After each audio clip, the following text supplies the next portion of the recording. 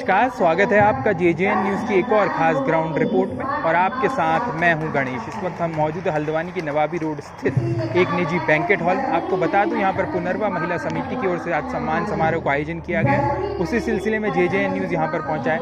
आपको बता दूं, सम्मान समारोह में पूरे कुमाऊं मंडल से तमाम लोग जिन्होंने अपने अपने क्षेत्रों में उत्कृष्ट कार्य किया है समाज के लिए, उनको सम्मानित किया जा रहा है। तमाम वो लोग आज यहाँ मौजूद हैं जिनको सम्मानित किया जाएगा। आपको बता दूं, यहाँ पर नैनीताल के सांसद अजय भट्ट, निवर्तमान मेयर जोगेंद्र पाल रोहतला भी पहुँचे हैं उन सभी लोगों को सम्मानित करने के लिए। तो चलिए आपको दिखाते हैं इस रिपोर्ट में किस प्रकार से यहाँ पर पूरा आयोजन किया गया है पुनर्वा महिला समिति की ओर से और लोगों को यहाँ पर सम्मानित किया है। तो चलिए देखते हैं और कुछ लोगों से बात भी करते हैं।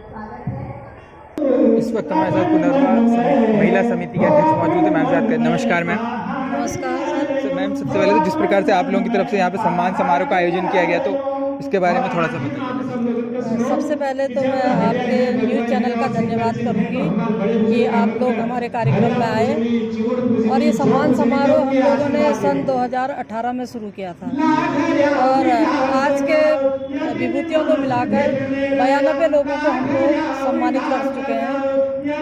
और महिला समिति हम लोगों की, तो हमने कुछ नया करने के उद्देश्य से पुरुषों का सम्मान, ये सम्मान समारोह हम लोगों ने शुरू किया।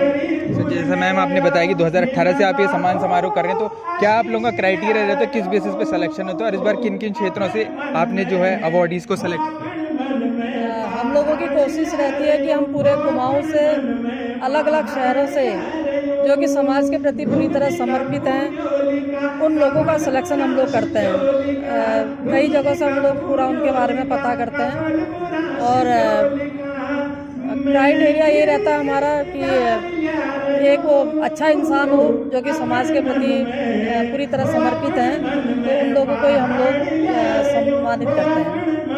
मैम, इसके पीछे क्या सोच रही थी जब आपने शुरू किया था 2008 में, किस तरह का सम्मान समारोह हमें करना चाहिए? जो भी तमाम लोग हैं, खासकर जैसा आपने बोला कुमाऊं क्षेत्र से ज़्यादा उत्तराखंड के लोग, कुमाऊं क्षेत्र के लोगों को हम सम्मानित करें, इस तरह इसके पीछे क्या सोच थी आपकी शुरू करने की? क्योंकि महिलाओं का सम्मान तो सभी लोग करते हैं, तो हम लोगों ने सोचा कि हम लोग कुछ थोड़ा हटकर करें। तो इसमें हम लोगों ने पुरुषों के सम्मान समारोह सन 2018 में हम लोगों ने शुरू किया।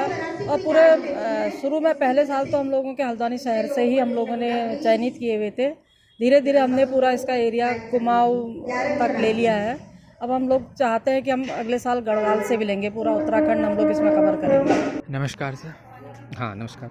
जिस प्रकार से आप यहाँ पहुँचे महिला समिति की तरफ से, सबसे पहले तो सम्मान समारोह का आयोजन किया गया, तो यहाँ पहुँचकर आपको कैसा लगा? जैसे तमाम क्षेत्रों से कई लोगों को यहाँ पर सम्मानित किया जा रहा है, उनमें से एक आपका नाम भी शामिल है, तो किस प्रकार का अनुभव आपका है? मुझे बहुत अच्छा लगा क्योंकि ये जो पुनर्नवा महिला समिति है, ये पूर्णतः महिलाओं द्वारा संचालित है। मैं उनके जज्बे को, उनका जो विज़न है, इसके पीछे जो उनका एक सोच है, उस बहुत ही काबिल तारीफ़ है। और इस प्रकार से सम्मानित करने का असल में एक उद्देश्य होता है कि जो हमारे नई पीढ़ी के बच्चे हैं या जो हमारे फील्ड में जो काम कर रहे हैं, उनको एक प्रोत्साहन मिलता है उनको। और हमें भी इस किस्म से जो काम करते हैं उनको इस किस्म से ये होता है कि उस काम को लोग जान रहे हैं। हमें सम्मान अलग से उसका मिले या न मिले वो अलग बात है, लेकिन हमारे काम की महत्ता को हम लोगों के बीच में प्रचार प्रसारित कर रहे हैं। और उस काम की जो देश के लिए, बॉर्डर्स के लिए, जवानों के लिए और शिक्षित बेरोज़गारों के लिए, वहाँ के किसानों के लिए जो उसकी ज़रूरत है, उसकी जानकारी यहाँ पर लोगों को दी जा रही है।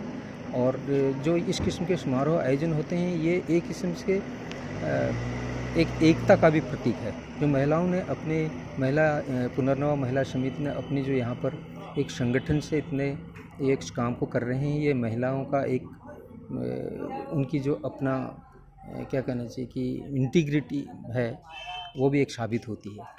सर, जैसे आपको आज यहाँ सम्मानित किया गया, तो दर्शकों को थोड़ा सा अपना कार्य क्षेत्र के बारे में बताइए, किस क्षेत्र से जुड़े हैं और क्यों आपको मैं लाइफ साइंसेज DRDO में लाइफ साइंसेज जैव विज्ञान से जुड़ा हुआ हूँ।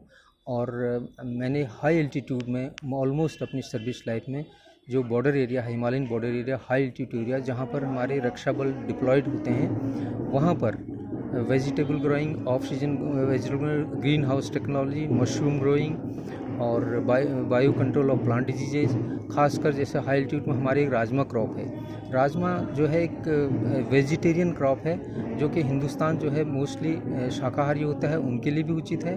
और इसमें मीट से भी ज़्यादा, नॉन वेजिटेरियन फूड से भी ज़्यादा 23% प्रोटीन पाई जाती है।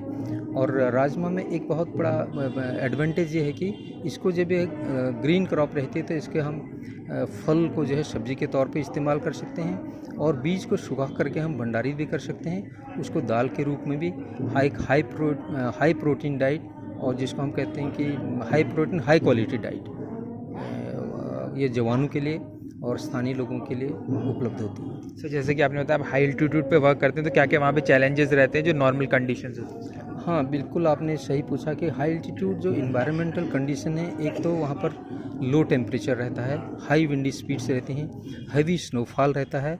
और जब स्नोफॉल होता है तो इतने फास्ट स्नोफॉल होता है कि ओवरनाइट 2-3-4 फीट तक, मैं 9-9, 10-10 फीट तक के बर्फ़ में वहाँ पर काम किया हूँ। और तो उसमें एवलांच भी आते हैं। और जब हम जिस हट्स में रहते हैं, एक काम वहाँ पर ये भी रहता है कि अगर हैवी स्नोफॉल हो गया, जो हमारे हट्स होते हैं उसमें आप दब भी सकते हैं, तो आपको सुबह उठ करके अपनी छत की बर्फ़ हटानी है।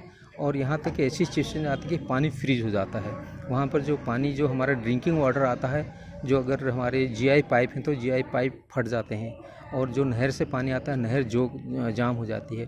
तो ऐसी सिचुएशन मैंने खुद देखी है कि बर्फ़ को पिघला करके भी हम पानी पीते हैं। नमस्कार सर। नमस्कार सर जैसे आज आप यहाँ पहुँचे महिला समिति के, सबसे पहले तो सम्मान समारोह रखा गया, किस तरह का अनुभव यहाँ पर रहा है? जैसे तमाम क्षेत्रों से यहाँ पे जो दिग्गज लोग पहुँचे हैं, उसी में आपको भी सम्मानित किया गया, तो किस प्रकार का? नहीं, जब अपने लोग रिकॉग्नाइज करते हैं तो वो अच्छा लगता है जी। कोई भी सम्मान है, अगर अपने लोगों ने अपने काम को रिकॉग्नाइज किया, सम्मान दिया, तो अच्छा लगता है।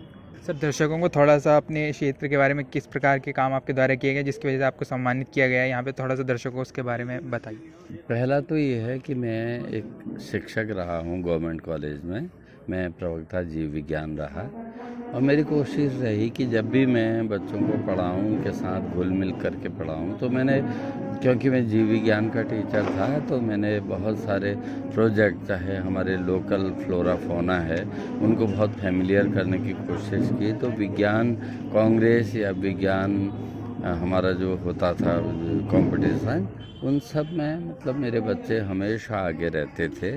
और सरकार ने इन्हीं सेवाओं को देखते हुए, विविध सेवाओं को देखते हुए 2002 में महामहिम राष्ट्रपति श्री APJ अब्दुल कलाम जी के हाथों मुझे सम्मान दिया। तो ये मेरे शिक्षा के क्षेत्र, और मैंने हमारे उत्तराखंड की जो पाठ्य पुस्तकें हुआ करती हैं, उसमें विज्ञान और हिंदी के प्रकरण मैंने वो भी लिखे।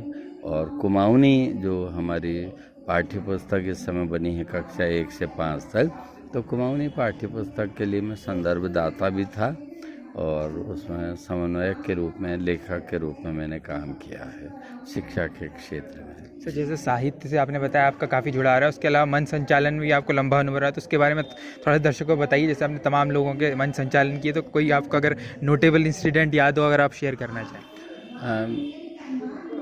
मंच संचालन का जहाँ तक प्रश्न है, चाहे वो 2010 का कॉमनवेल्थ खेल था, तो अखिल विश्व के लोग जो आए थे, उनको हमें उत्तराखंडी लोक संस्कृति पे थोड़ा सा बताना था।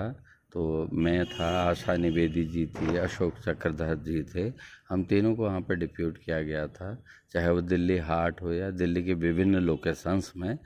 और देश विदेश के लोग आते थे, और उनके सामने हम अलग अलग संस्कृतियों के, भारत के अलग अलग संस्कृतियों के विषय में कार्यक्रम प्रस्तुत करते थे। और विदेशी भी अक्सर पूछते थे क्या है, तो उस समय गौरव का अनुभव होता था। अभी इन्वेस्टर्स मीट हुआ था हमारा देहरादून में, इन्वेस्टर्स मीट में भी मुझे सांस्कृतिक कार्यक्रमों संचालन करने का मौका मिला। तो हमारे कुमाऊँ की, गढ़वाल की या लोक संस्कृति को जब भी लोगों ने देखा, तो उन्होंने प्रश्न किए और वो हमारे लोक संस्कृति को देख के अभिभूत हुए, तो वो भी मुझे अच्छा लगा। और इसके अलावा तो चाहे वो अंतर्राष्ट्रीय योग महोत्सव है, चाहे दिल्ली में प्रगति मैदान में कार्यक्रम होते हैं, हर साल ही जाता हूँ मैं। जो IITF है, भारत अंतर्राष्ट्रीय व्यापार मेला, या फिर कॉमनवेल्थ गेम के अलावा मैंने 4 नेशन TT चैम्पियनशिप में, या फिर आप कहिए कि विंटर गेम्स ओली में, बहुत सारे कार्यक्रमों में इस तरह से मुझे, या बसंतोत्सव देहरादून,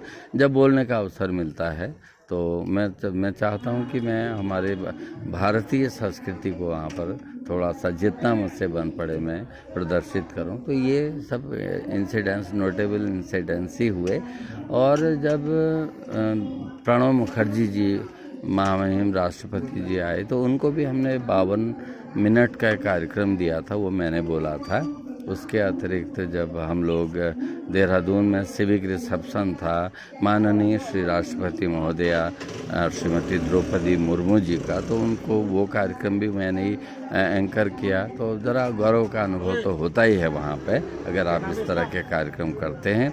फिर 9 नवंबर को भी द्रौपदी मुर्मू जी ही थी, तो उसमें मैंने किया। फिर मोदी जी के 2-3 कार्यक्रमों, चाहे केदारनाथ है, पिथौरागढ़ है, तो एक चैलेंज तो रहता है वहाँ पे कि सीमित शब्दों में, संतुलित शब्दों में आपको कार्यक्रम संचालित करता है। तो ये हमेशा स्मरण में रहते हैं हमेशा। तो देखा आपने हमारी इस खास रिपोर्ट में हमने कुछ लोगों से बात की जिन्हें यहाँ पर पुरस्कृत किया गया था। आपको बता दूं, पुनर्वा महिला समिति की तरफ से सम्मान समारोह आयोजित किया गया था और कुमाऊं मंडल में जिन लोगों ने विशिष्ट कार्य किए हैं अपने अपने क्षेत्र में, उनको यहाँ पर सम्मानित किया गया। हमने कुछ अवार्डी से बात की, साथ ही हमने पुनर्वा महिला समिति की जो अध्यक्ष है उनसे बात की और जाना कि किस प्रकार से उनकी तरफ से आयोजन किया जा रहा है। उनकी ओर से बताया गया साल 2018 से इस प्रकार का यहाँ पर आयोजन किया जा रहा है।